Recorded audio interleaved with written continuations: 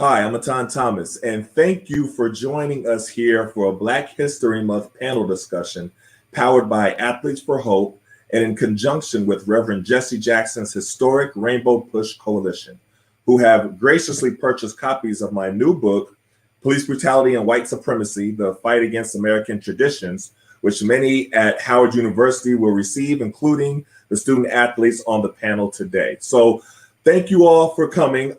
Let me let everybody introduce themselves. I don't like messing up people's names. People always messed up my name, so I want to hear y'all say it right. So y'all just start one by one introducing yourselves.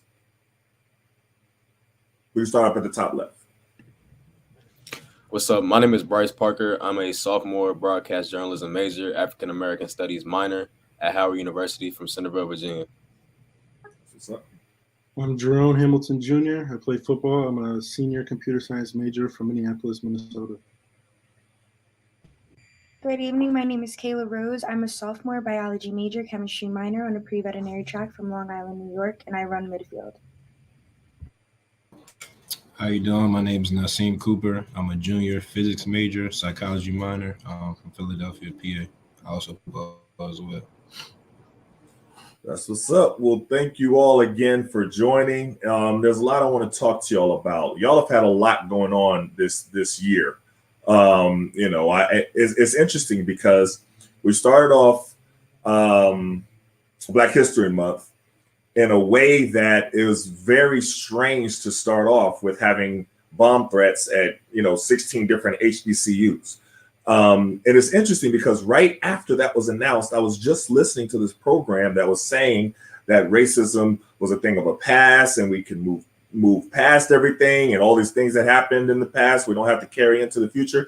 And then we have bomb threats at all HBCUs. So first I want to ask y'all, what is life like now on campus? Because they were talking about it at first, but they're not really talking about it as much on mainstream media. So I want to know, what is life like on campus right now after those bomb threats? We'll start with you, Bryce.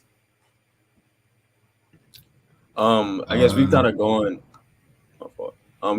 like back to normal a little bit. Like normal operations, we're still going to class, still having class in person. I guess everybody's just trying to, move forward, not trying to let it affect us. But, we still kind of got our heads on the swivel just in case, something happens. So what was going through your mind when you heard that happened? Like, what was the first thing that you were thought of and what was going on campus? It kind of like shocked me and like took me aback for real, because I guess it sounds like something that you hear like that would happen like 40, 60, 70 years ago. But like this is 2022 and it just really kind of, I guess it made me reflect and made me feel some type of way that these things are still happening today. Like so many, I guess, years removed from when people say that like racism is dead. What were the conversations? I'm gonna go to you, Gerone. What was the conversations that y'all had, in the locker room, amongst your teammates when everything was going on? Honestly, just like Bryce said, like just it was very shocking, and just it seems like something out of a movie or something like that's not even real life. Just to hear that like there's bomb threats like on our campus and other HBCUs around the country. Just people just telling each other to be more aware and just kind of look out for your brothers, look out for your sisters, and just be more aware of your surroundings. What about you, Kayla? I can say that for my team as well, we've kind of we had practice like delayed that morning, but after that we went back to regular. We have business to handle, so we can't let anything hold us back. And Nasim, did you feel that the authorities were doing what they should be doing kind of to keep you safe and to make you feel comfortable and let you know that they're on top of everything? Because it was interesting, and I asked this for a reason, because we're watching on CNN, it's reported on MSNBC, all these different places, and they're saying, okay, the FBI has this at the top priority. They have, they're trying to figure it out, but no arrests were made. So I'm like, well, if this is such a top priority, why haven't y'all made any arrests? That's what I was thinking. So what, do you think that they did what they were supposed to do to really keep y'all safe? To me, it kind of seemed like it wasn't really taken as serious as it could have been. And I know it happened, a couple of times in the past, so maybe they were just like, oh, it's nothing, we don't got to worry about it, we can just brush it off. I'm not really sure all the actions, like all the steps they took to get it handled. But I mean, they say they're handling it. So like Kayla said, we got business to handle, so we can't really worry too much about what's going on, and just gotta trust that they doing what they're supposed to be doing. Now, did y'all have any, I mean, I know y'all have, Howard is notorious for demonstrations, for protests, for things of that nature. Did y'all have any demonstrations where y'all were all talking about it as an entire, student body? And this goes to anybody. I wouldn't say like we had anything formal happen, but I know people were talking about it on social media. And I know when I went to class like that day and then the next day, we kind of just all had like class discussions about it and how we felt about what was going on. So the professors actually, talked about it, and your teachers actually talked about it and engaged y'all in class, which is great. You know what I mean? But what was the discussion about? Like, how was the flow of it? Go ahead, Gerone. The flow of that would kind of just go like, the teachers just want us to be safe, and just like you said, they're asking if we feel comfortable being on campus or whatever. So my classes were all virtual for that week.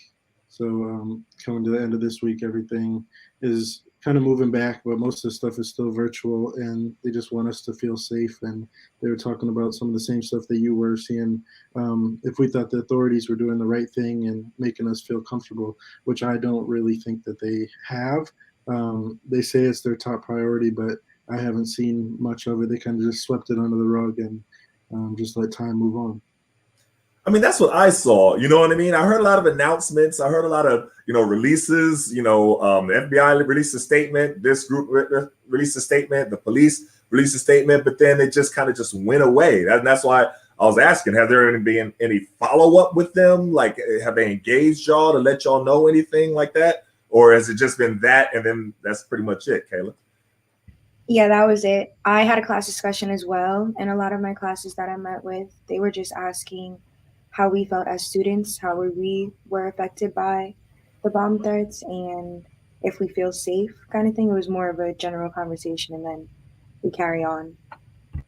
That's interesting. I would expect the authorities to really, to address you all and update you and let you know what's going on. And that's why it's interesting. So let me ask y'all this: as athletes on campus, do you feel comfortable speaking up on it? Because for most campuses, and you can correct me if I'm wrong here, but most campuses, the athletes kind of carry a lot of the weight. Like when you speak up, it's like everybody listens. Is that the same thing at Howard?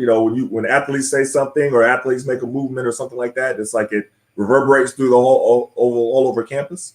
Is that right? I would definitely say yes. When athletes bring stuff to attention, like it kind of gets spoken about more. But I would say I feel comfortable talking about it. But at the same time, the way that stuff at Howard has been going, like I feel that stuff that we speak up on is not top priority versus if administration and the president and people like that are talking about it. So just as students here, I personally do not think that we have that much of a voice for stuff, but with protests and certain movements, stuff can be addressed more, but nothing really came from this. So that's interesting. So why don't you think you have, and do all of you share the same sentiment that you don't feel that you have as much of a voice? Because y'all have had a lot go on campus, this year. I mean, you were just, protesting against the administration for months, with different things that weren't going right. So I know that there's a lot of, I understand why you wouldn't feel that way, but do all of you share that sentiment that you don't really feel that your voice is has the power that it should have on campus? Go ahead, Nasim. Let me ask you. Yeah, I would say it's kind of one of those things where it's like we say the same things over and over and over again, and it's just like the administration's just not getting it. Like, I don't know if it's just they're not hearing us or they're not taking us serious, but it seems every issue that comes up or every problem that the student body as a whole has, it's not really being addressed in the right way or even addressed at all, really. So that's what I got to say about that. Kayla, did you speak on that a little bit too? Because I didn't. I'm a little bit surprised because I didn't think that y'all. I thought that y'all felt so empowered because that's what it seems like Howard students, especially, get things done. Like they get things, you know what I mean, moving. If you know you have like for other universities who are actually watching y'all through your protests against the administration. They were talking about it. They were writing about it. Y'all had like the whole world kind of watching you.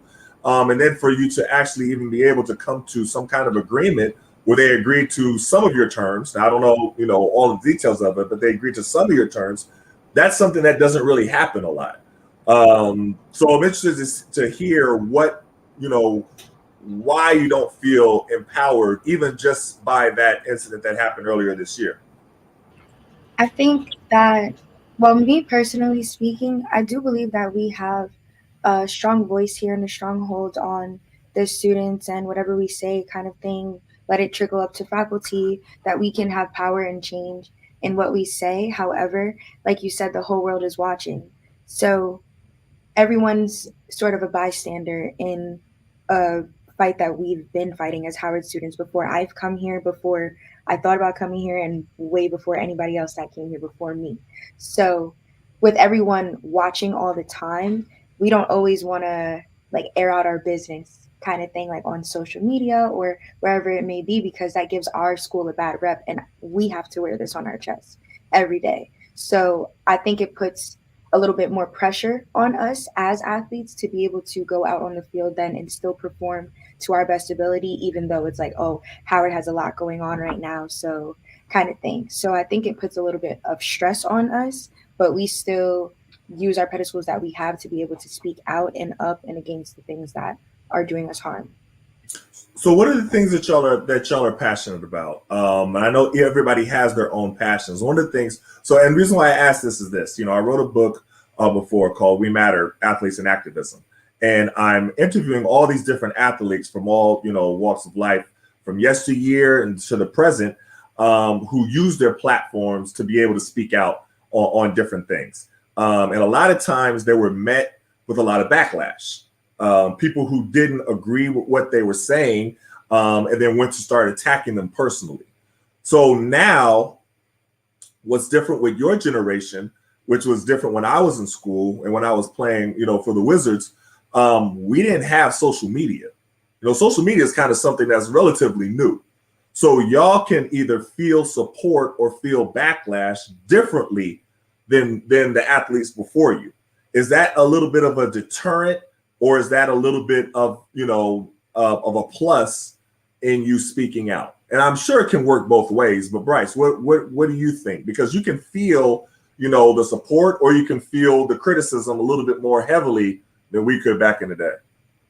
Yeah, no, I definitely think, I feel like everything is at an extreme right now. I guess with like social media, just whatever you do, whether it's like a hobby that you might have outside of sports, or if you're speaking out against an issue, it seems like the praise is like really, really high, but then also the criticism is also like really, really low. So I feel like that's, I guess, a difference with, having a platform and having social media in this day and age that, I guess before social media, that athletes or anybody with a platform really didn't have to go through as much and see it as, blatantly. Well, I think, but also at the same time, I think the way that a lot of the students in particular, Howard, use their social media to tell the world what was going on, because we were being informed by just the regular news, and the news was never getting the full story, and I it's interesting because I'm watching, and I can't remember the exact Instagram, but I followed it, and that was really how I was getting updates on everything. And I just think y'all have so much more ability to kind of speak out, where you don't have to go through the medians of the local newspaper or somebody, a reporter that's going to write your story or tell your story. You could tell your own story. Do you agree with that, Gerone? I definitely do. Agree with it being our story. Social media has came such a far way, and people can post stuff every single day, all the time, whenever you need. The one thing that I liked about social media was just how fast it travels. That can also be negative, because if it's false information or stuff that is getting backlash, that's also spreading very fast and can put a bad image on Howard and just on the Black community in general. Social media is positive for me just because I'm able to see the stuff that's going on. And if I'm not out there getting the word like word of mouth from people, I can see stuff that people are doing and kind of create my stance on the stuff and see what else I can do.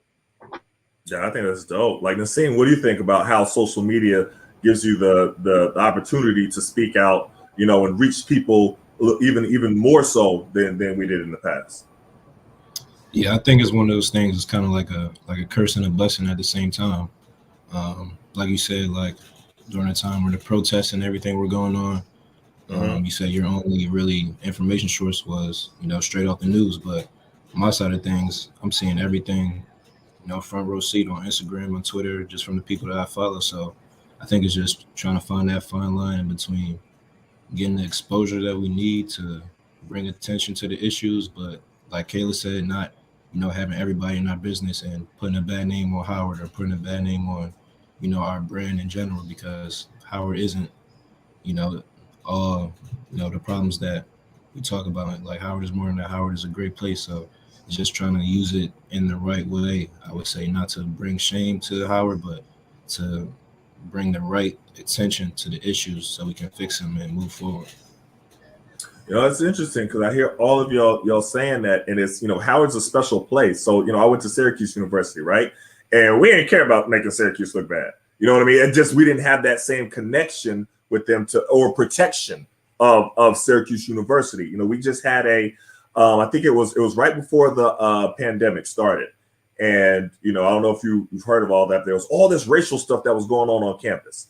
And the administration wasn't doing anything about it. Like no arrests were being made. It was like the movie. I don't know if y'all remember Higher Learning, but it was like the movie Higher Learning. It was like a swastika painted on the wall. There was like like incident after incident after incident, and nothing was going on. So, all the students got together and had this big sit-in, and they started, protesting, and they started using their social media to really get the real story. And I'm watching it, and then I'm watching what the news is reporting, like the Syracuse News and the different things. And I'm like, yeah, they're telling this completely wrong. And so I'm so looking at it's like, for instance, and the reason why I keep harping on social media, because I think of back in the day, like Muhammad Ali, right? Imagine if he had like a Twitter account or Instagram, you know what I mean? Where he could go right to the people and tell people what it is. He was always, and they was trying to shape him in all kind of different ways and everything like that. And he didn't have that ability to speak right to the people as far as articles and things of that nature to get information out. And they misrepresented him so much. You know what I mean? I mean, now we have where everybody, reveres Muhammad Ali and respects him, and there's statues and there's, museums and all that stuff. But back in the day, that's not how they, mainstream America really treated him. And it's just that aspect of getting information out and the correct information out and getting support from other people, which is the main thing. Because a lot of people, they feel like when they stand up, like they're alone. And I wanted to ask y'all, did y'all feel the support from around the world when you did stand up? When y'all were going through the student protests, when y'all were going through everything, even the bomb threats, did y'all feel the support from around the world? Okay, let me ask you.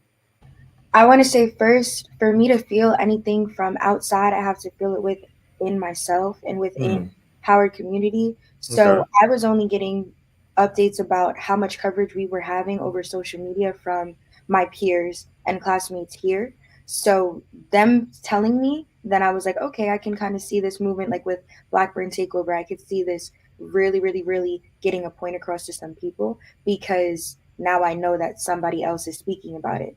But it really started with us just seeing everything, and we were kind of like, what is going on? And we had to like speak to each other to be able to understand that. Wow. And I love the way that y'all organize. And I got to say, y'all generation, y'all organize like amazingly, where you talk to each other on social media, you get people on board. Is it difficult to do that? And this is an important thing, because there's strength in numbers.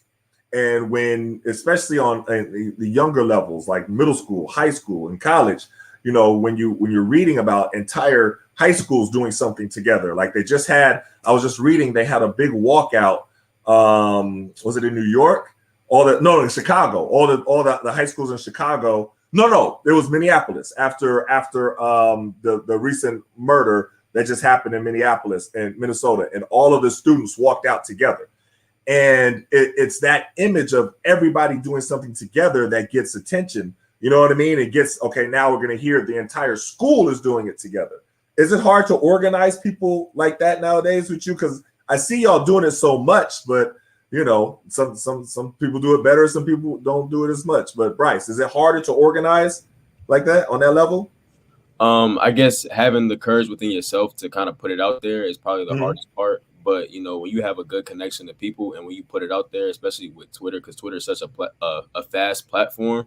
Like, you know, once you get a message out or once you're trying to start a movement and then you get people to kind of like latch on, it can move very quickly. So I guess that is the blessing of social media, because, you know, once you get a couple clicks, those couple clicks, you know, can like shoot to the sky. So I feel like it can be easy in that way. That's true. That's true. Ken, I'm gonna go back to you. As far as organizing, do you find it difficult to organize your peers? Not at all, actually. I've met some of the most like accepting and open people since I've been here at Howard University. Like every day when I walk outside, even if it's like, oh, I like your jacket, I like whatever, everyone's so receiving and also very, very giving, who I've crossed paths with here. So I feel like when you have something, especially because our generation loves to follow like trends, because we're brought up on social media so much, when you have a certain trend, like everyone kind of wants to get with that because they can see the motion and they can see the power in it. That's great. That's great. Nasim, same thing with you as far as organizing. Do you find it difficult to organize, or how's your organization, you know, organizing been? Yeah, from what I've seen on campus, like Kayla said, everybody's probably, you know, everybody gathers for the same cause, especially if it's the right cause. I don't see it being difficult to organize at all, really. You know, the protests and everything, when that was going on, it was kind of like second nature. Like nobody even second guessed anything. Like everybody was right behind us, right when we needed it. So I wouldn't say our generation has any problems coming How's together. the support? Yeah, how's the support from your coaches? Because this is always a big thing, you know. And I've heard mixed reviews from different schools, you know, different high schools, different colleges. They have mixed reviews of their coaches, support or non-support. And Gerone, how has your coaching staff been supportive of you using your voice, and you know, even in the protests or just in general? They're definitely supportive. They always just tell us if we're going out to a protest, be safe, strength in numbers, and things like that. They just always they want us to do the right thing. So being part of this time and part of these movements is a great thing for everybody. Just want us to be safe and protect our brand. Don't do anything stupid, and just be a strong leader. And then I also want to talk about something. So I'm from Minneapolis, so I was home during the whole George Floyd thing and everything like that. And it's 2022, so people have a lot of voice. A lot of people follow each other, and just being from out there, I can see all my friends from high school wanting to support me, asking if I'm okay, going to the protests, letting their voice be heard, posting about it, and just really getting behind the Black community. So that was really nice to see out in Minneapolis. Definitely. And the case I was thinking about, and I couldn't remember the name, but it was Amir Locke that happened just in Minneapolis. And you know, it's interesting because, and I don't know. So going back to what you just said with George Floyd. That seemed to be like an awakening for a lot of mainstream America, and that, oh, this really is a problem here in this country, the way that, you know, police treat Black people. You know, it was like they didn't see it before, or maybe a lot of people thought that maybe, you know, Black people were exaggerating, or it really wasn't as bad as it. But it's like the George Floyd case really opened a lot of people's eyes. And you saw all of this support from all over the country.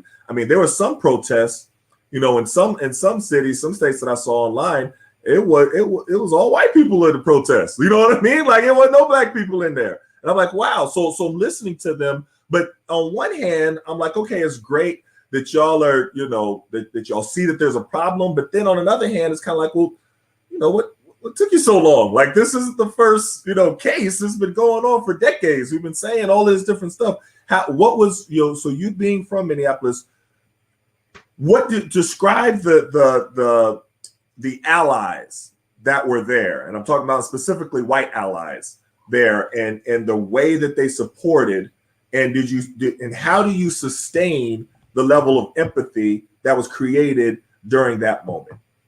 I definitely would like seeing white people kind of get behind me.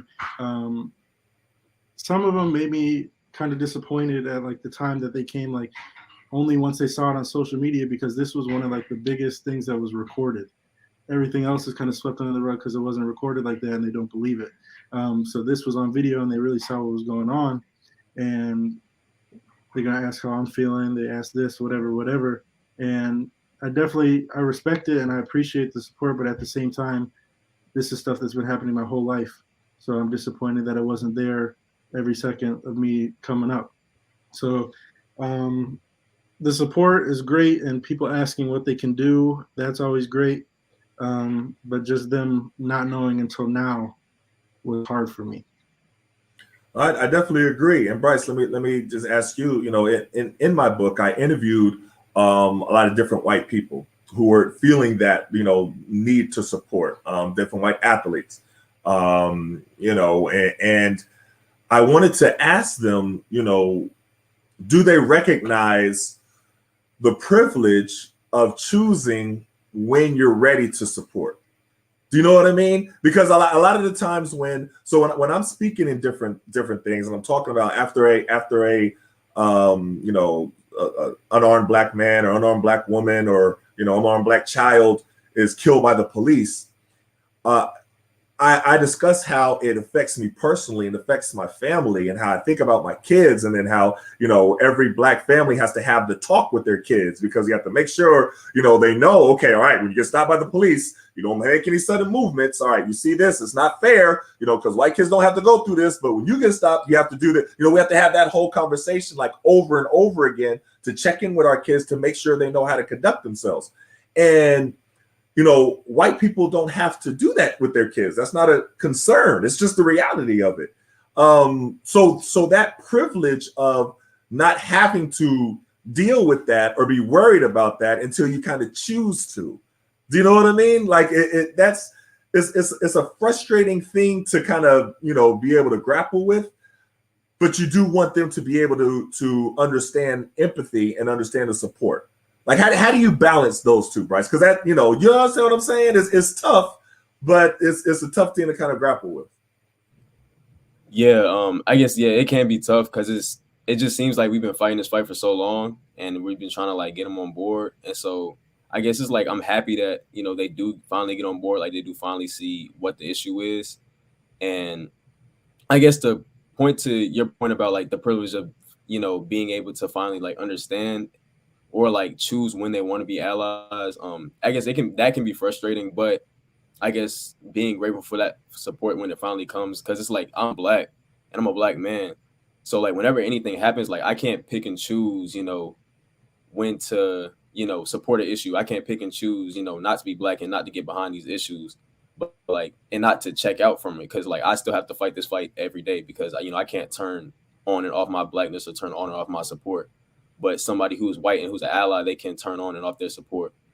But yeah, I guess it can be really tricky. But I guess I'm grateful that this awakening, I guess that we call it, finally did come in place and finally happen. When I was interviewing a lot of the white people, I asked them, do they understand how them speaking to police brutality and speaking out to racism, how important it is, because there are different, people in mainstream America that will only hear it if it comes from a white person, and they'll hear it differently. So, I interviewed Sue Bird, y'all know Sue Bird, WNBA, interviewed Kyle Korver, talked to Rex Chapman, former NBA player. And they're all talking about different things that they see wrong with society. And they're talking about the lack of empathy that they see from so many of their white counterparts. And it's just a situation where if it's not directly affecting you, it's not seen as that big of an issue. or you're not concerned with it. And that's the part that's kind of tough, a tough pill to swallow, because it's like, it should be a concern, even if it's not directly affecting you, that it's directly affecting anybody. And, I think that translates to a lot of different topics. And I want to ask you this as well, Kayla, specifically. One of the things that I covered in my book was the difference in coverage of Black women who have been brutalized by the police, who have had, been victimized by the police. And there is a big difference in the coverage.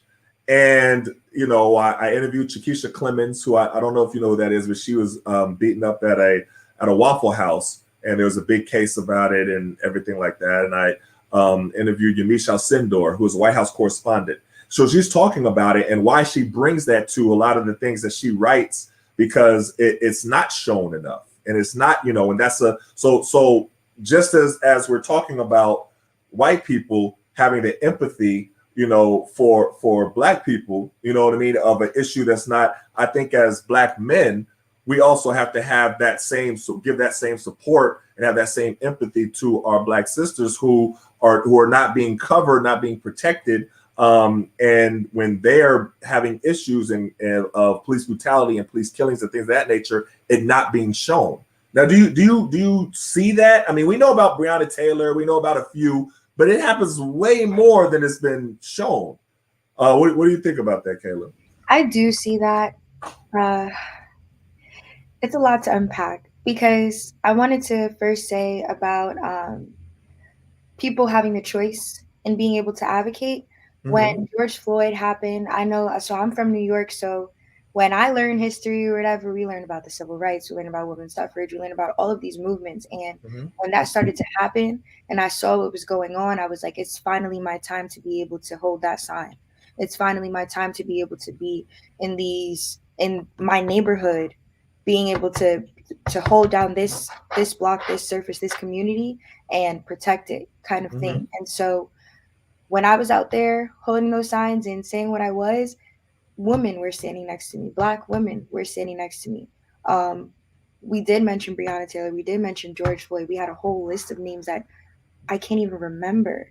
But we've always and have always and will always advocate for ourselves and our brothers next to us.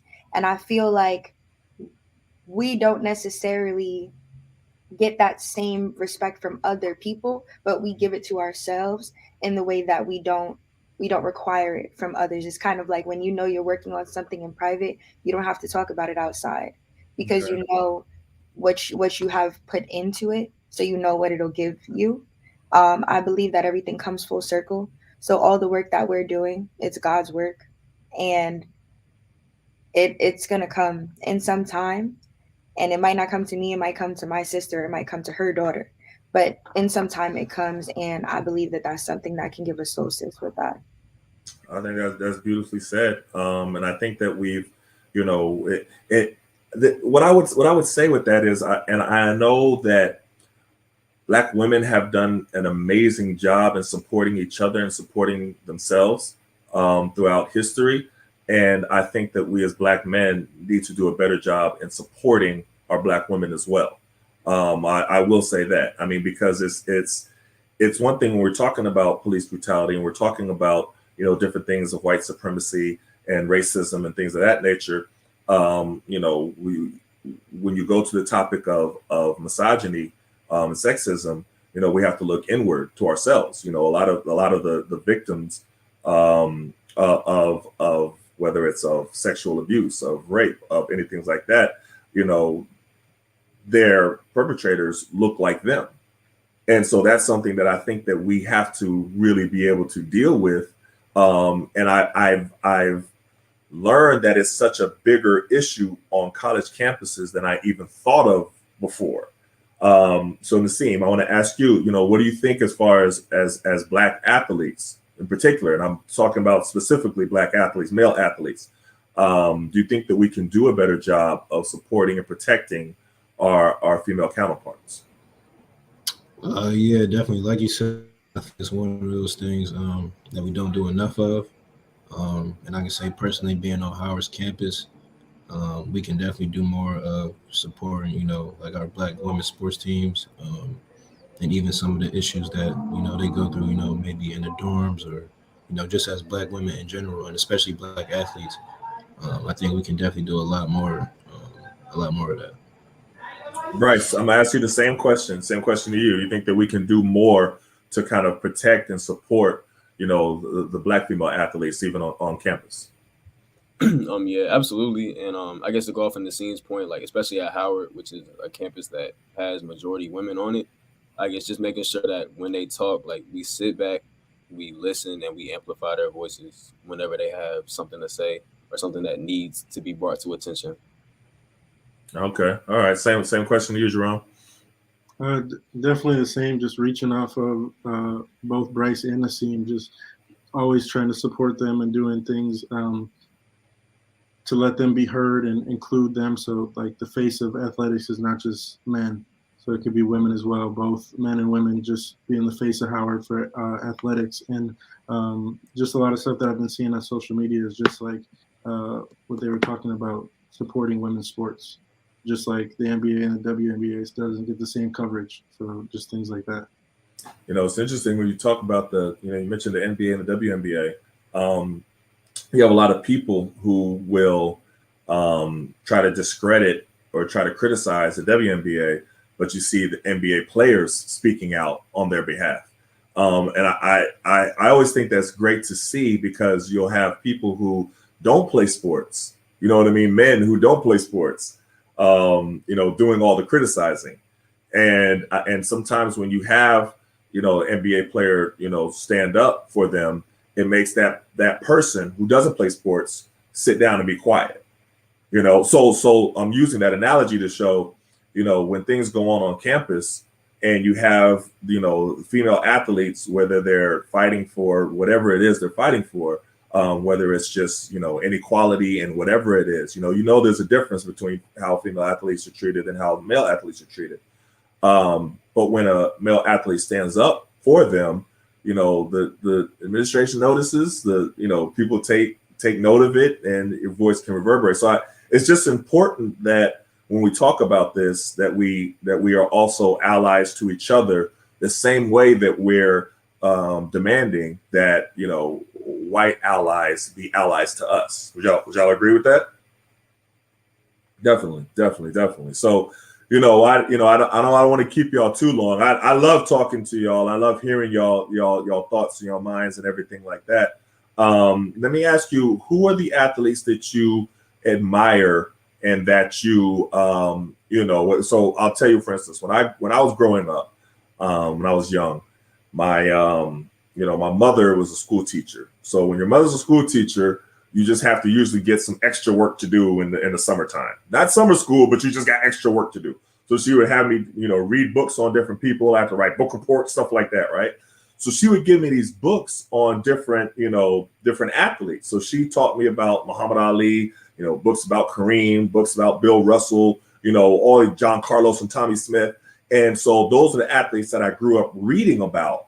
And then I grew up really admiring the way that they use their voices and their platforms to stand up for different things. And I watched how they was criticized and and that's why it was such a blessing. I was able to interview all of them for my book, We Matter, Athletes in Activism. I grew up admiring them, then I'm able to interview them.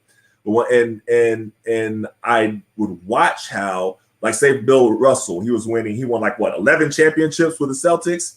It was all good. He's winning everything, king of the city. Everybody loved him. And then when he started talking about racism and segregation and everything like that, then they was upset with him. The same people that were cheering him, then was upset with him. Like, how dare you? You have to stay in your place. It's not your place to do that. And I just thought, I was so fascinated by that and inspired by it. So that made me want to be that type of athlete when I started playing, to be able to use my voice and my platform to speak on different issues that necessarily, some people couldn't speak on because they didn't have the platform just from being an athlete. Do you know what I mean? So that was for me. What were the athletes that you admired kind of growing up, and why did you admire them? So I want to start with you, Bryce. Yeah, I guess Muhammad Ali, for real, is probably the athlete that I admire most. He's like one of the first athletes I really even like learned about in detail.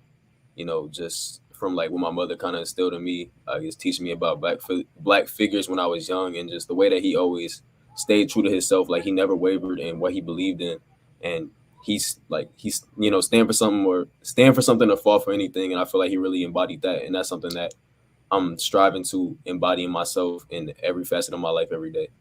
That's great. That's great. Jerome, what about you?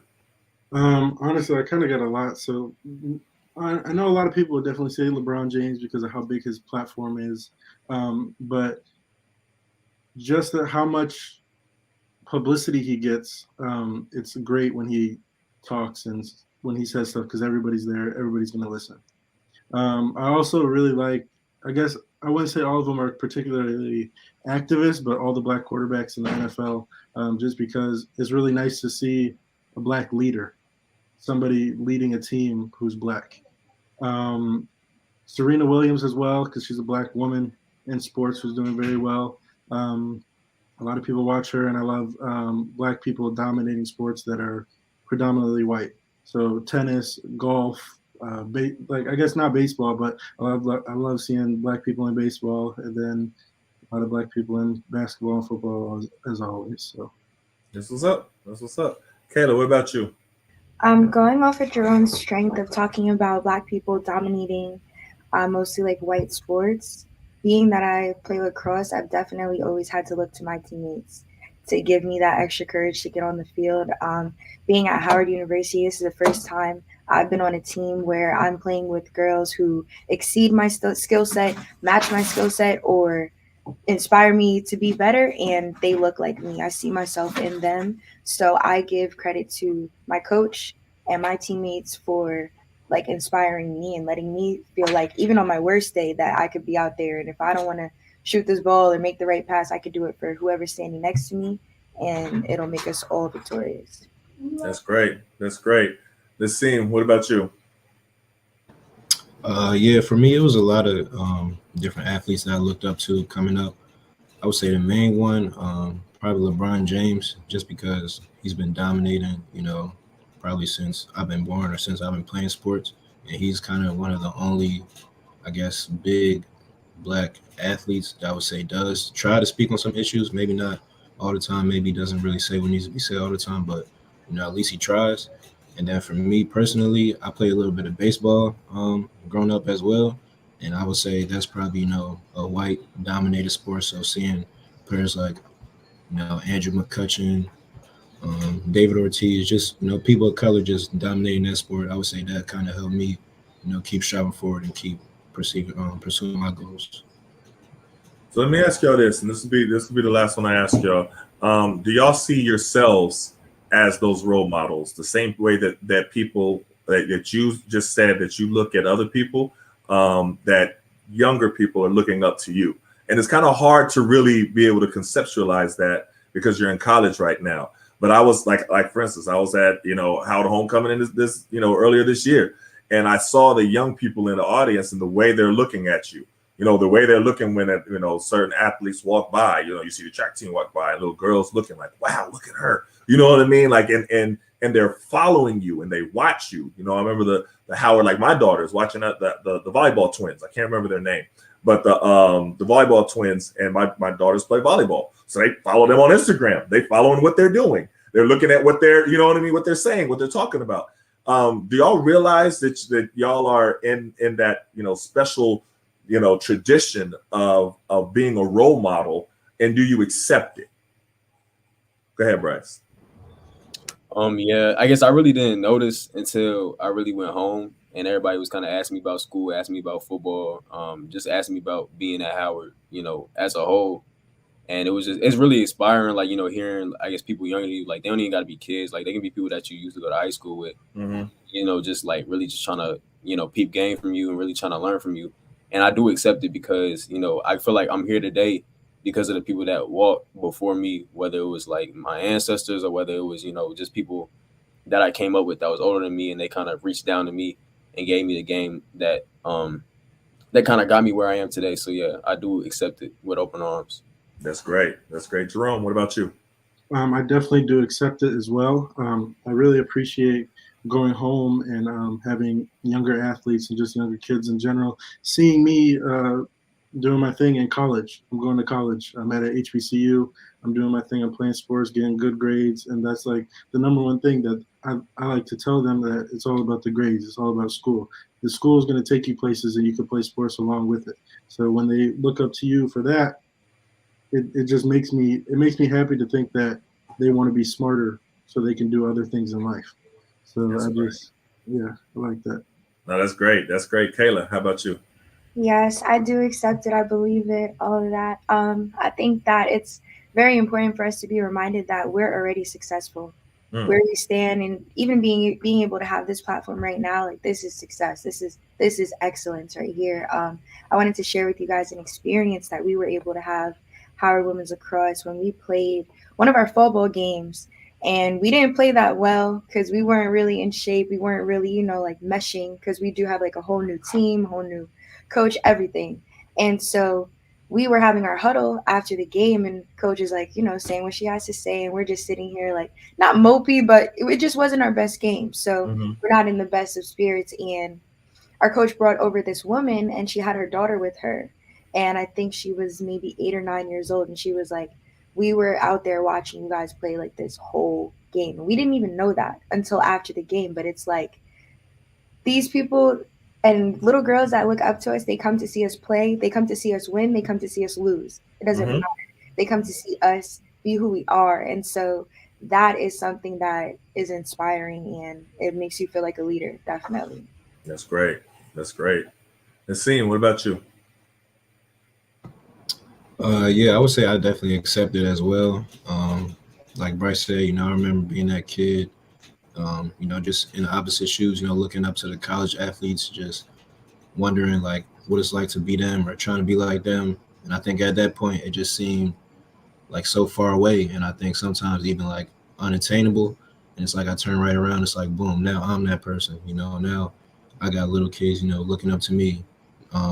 Just this recent winter break, just spending time with family and stuff, seeing my little cousins after a while, they talking smack to me like how they always do. But, his mom is telling me like he's my number one fan. Like he always talking about me, always looking up to me, always trying to be like me. So I guess it's kind of one of those things just where I'm starting to accept it and realize, the position that I stand in, and just trying to take advantage of that and, motivate the youth as much as I can. That's great, man. That's great. It's you don't really realize how much people watch, athletes and admire you. And even though that y'all are, young, y'all in college, y'all have a lot of people watching you and admiring you, and they're watching you. It's interesting. Barkley, this is before y'all time, but Barkley back in the day said that he's not a role model. He made a commercial where saying I'm not a role model. And, I understand the point that he was making. He was trying to say your role models should be your parents and your teachers and your pastors. But the reality is that young people look up to athletes and entertainers. Those are the main people that young people follow and watch and everything. I see with my kids, you know what I mean? That's what they look up to.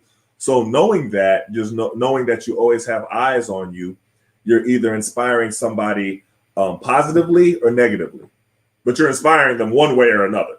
You know what I mean? You're having an effect on them. So, this is great what y'all are doing, what y'all are about, the way that y'all articulated yourselves tonight. We're going to show this to so many people, and so many people are going to be inspired by hearing everything that y'all said tonight. I know I kept y'all a little bit longer than they probably told you you're supposed to, so I apologize for that. But y'all, it was a great conversation, and I just want to tell you, much respect to y'all for being that role model. Being able to inspire, being able to stand up for what you believe in, talk about organizing, talking about what it means to be able to stand up for, what your cause is. It's all beautiful, and not everybody is able to do that. You know what I mean? So you're special, even that you're able to walk in to that. So again, I just want to thank y'all. I'm gonna make sure I get all of your Instagrams and tag y'all and everything once we start posting it and everything. And hey, I just appreciate y'all. All right, I took up enough of y'all time tonight. This is starting to get late, but hey, I do really want to say much respect to y'all, and thanks again for having this discussion with us. Thank you so much for having us, Mr. Thomas. We really enjoyed this. Yeah, thank For you. sure. No Thanks. problem. No problem. All right. Bless.